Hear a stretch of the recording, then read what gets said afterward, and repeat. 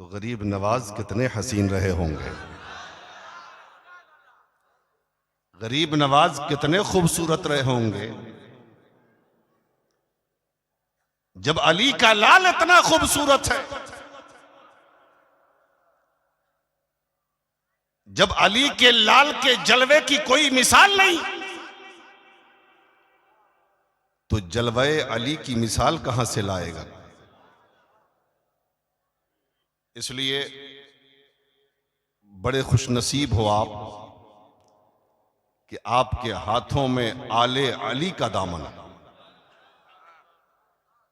आपके हाथों में गौसे आजम के बेटे का दामन, आपके हाथों में गरीब नवाज के शहजादे का दामन। मैं ज्यादा कुछ नहीं कहूंगा।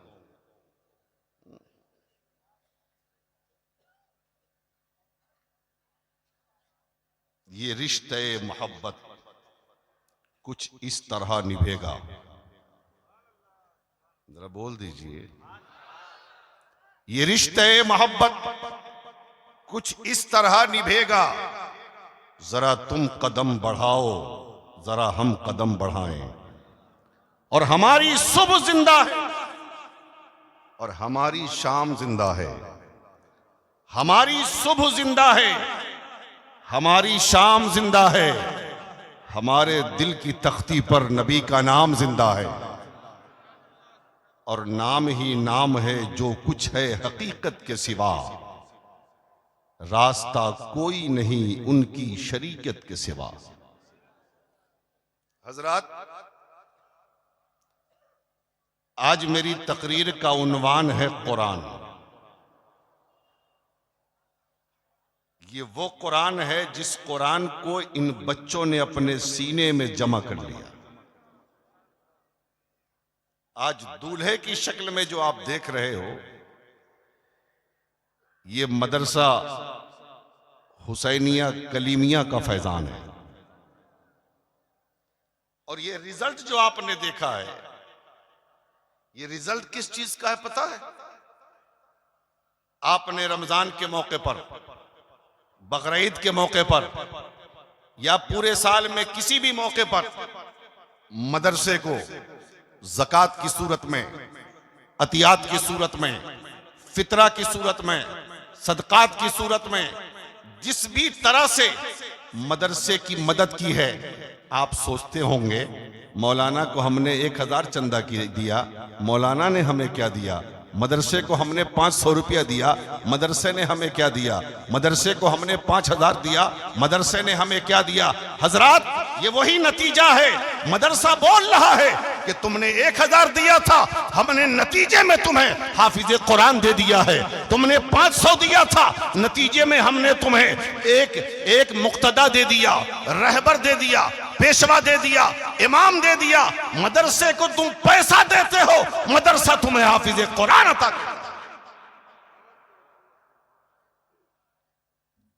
तो मेरी तकरीर का उन्वान है कुरान। आज मुसलमानों के घरों में कुरान ताक की जीनत बना है, अलमारियों की जीनत बना है, लेकिन कुरान है क्या, उसको समझने की जरूरत है। बैठे रहो, बैठे रहो भाई, बैठे रहो, बोलो चाहे नहीं बोलो, लेकिन बैठे रहो। ऐसे भी कारी साहब ने बहुत थका दिया है आपको, इसलिए हम नहीं थकाने वाले हैं। हमारी बात गौर से सुनो, शायद के कभी जिंदगी में ये बातें काम आ जाएं।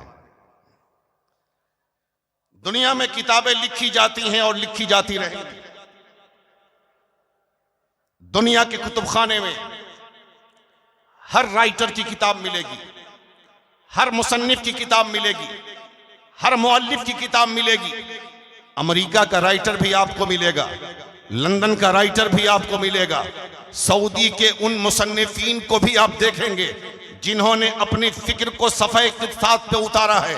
अफ्रीका का राइटर भी मिलेगा, बांग्लादेश का मुसन्निफ भी मिलेगा, हिंदुस्तान का कलमकार भी मिलेगा, और दुनिया के हर कोने से किताबें लिखने वाले आपको कुतुबखाने में मिलेंगे।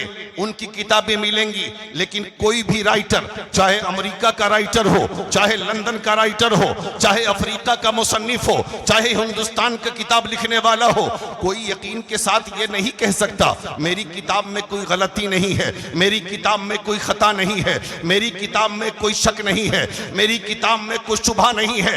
इसीलिए हर मुल्क का मुसन्निफ और हर मुल्क का राइटर, हर मुल्क का किताब लिखने वाला जब वो किताब लिखता है, अपने किताब के आखिर में या शुरू में एक अपील अहले इल्म के नाम शाये करता है कि हो सकता है बशरी तकाजा है गलती कर लेना, हो सकता है मैं भी इंसान हूं, मुझसे भी कोई गलती हो सकती है। अगर अहले इल्म को किताबों में कोई गलती नजर आए मुझे मुत्तला करेंगे, दूसरे एडिशन में उसकी इस्लाह कर दी जाएगी, उसको सही कर दिया जाएगा, उसको सही दुरुस्त कर दिया जाएगा। लेकिन बाहर कुरान तेरी अजमत को सलाम, तेरे तकद्दुस को सलाम, तेरी सदाकत को सलाम, तेरी बलागत को सलाम, तेरी फसाहत को सलाम। जब कुरान दुनिया में उतारा गया मुस्तफा पर, तो कुरान ने पहले कह दिया इस किताब को तुम अमेरिका के राइटर की किताब मत समझ लेना, लंदन के मुसन्निफ की किताब मत समझ लेना, किसी इंसान का लिखा हुआ किताब मत समझ लेना। इसलिए कि इंसान की किताब में गलती तो हो सकती है, लेकिन ये खालिक इंसान की किताब है, ये वो किताब है जिसमें न किसी शक की गुंजाइश है न शुबह की गुंजाइश। ज़ालिकल किताबु ला रैब फी, ये वो किताब है जिसमें किसी शक व शुबह की गुंजाइश नहीं है। इसीलिए हजरत इमाम शाफई ने एक किताब लिखा, हजरत इमाम शाफई ने एक किताब लिखा और किताब लिखने के बाद अपने एक शागिर्द को कहा बेटा पढ़ो, हम सुनते हैं ताकि इस्लाह हो जाए। शागिर्द पढ़ता रहा, इमाम शाफई उस किताब में इस्लाह करते रहे और फरमाते रहे बेटा यहाँ पर फसाहत की गलती है, यहाँ पे बलागत में कमी है, यहाँ पे जुमले की तरतीब में गलती है, यहाँ पे ये जुमला होना चाहिए, वहाँ पे ये जुमला होना चाहिए। एक मर्तबा पढ़वाया, सुन लिया, इस्लाह कर दिया। इमाम शाफई फरमाते हैं बेटा दूसरी बार पढ़ो। जब शागिर्द ने उस किताब को दूसरी मर्तबा पढ़ना शुरू किया, फिर गलतियां निकलना शुरू हुई। इमाम शाफई ने फिर उसकी इस्लाह फरमाई, फिर कहा तीसरी बार पढ़ो। तीसरी बार पढ़ा गया, फिर गलतियां निकलना शुरू हो गई। चौथी बार पढ़ा गया, फिर गलतियां निकलना शुरू हो गई। उठाओ तारीख इमाम शाफई की, इमाम शाफई ने 70 मर्तबा उस किताब को पढ़वा के सुना और जब जब सुना उसमें गलतियां नजर आई, उसमें कमी नजर आई, उसमें कोई नुक्स नजर आया। इमाम शाफई फरमाते हैं बेटा हो इस किताब को छोड़ दो, इस किताब को छोड़ दो। शाफई की किताब इस लायक नहीं है कि उसमें कोई खता ना हो। अरे सिर्फ दुनिया में एक किताब है जिसमें गलती की गुंजाइश नहीं है, जिसमें खता की गुंजाइश नहीं है, जिसमें शक व शुबहा की गुंजाइश नहीं है। अब वो तन्हा किताब रब की किताब है जिसे कुरान मुकद्दस कहा जाता है। अब देखो कुरान की फसाहत देखो। जब कुरान नाजिल किया गया ना हुजूर पर, तो अरब की फसाहत बहुत मशहूर थी। अरब वाले आपस में लड़ते थे, कबीले कबीले में लड़ाई होती थी, लेकिन जब फसाहत की बात आती तो वो कहते कि हमसे बड़ा फसीह कोई है ही नहीं, हमारी जबान सबसे अच्छी। और अरब के अलावा सारी दुनिया को वो गूंगा कहते थे, गूंगा। उनको अपनी फसाहत पे नाज था, उनको अपनी जबान पे नाज था, उनको अपनी बलागत पे नाज था। जब कुरान नाजिल हुआ, एक बात और बता दूं, कुरान हुजूर का सबसे बड़ा मौजज़ा है। कुरान मुस्तफा का सबसे बड़ा मौजज़ा है। जब कुरान नाजिल हुआ ना तो अरब वालों ने कहा अरे ये कलाम ऐसा तो हम भी बना लेंगे, ऐसा तो हम भी बना लेंगे।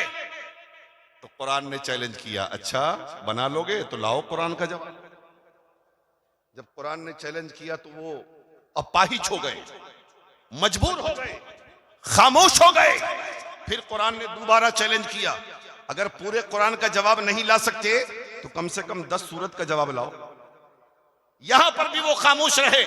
तीसरी बार कुरान ने आवाज दिया, अगर 10 सूरे का जवाब नहीं लाते तो कम से कम एक ही छोटी सूरत का जवाब लेके आओ। फिर भी वो आजिज रहे।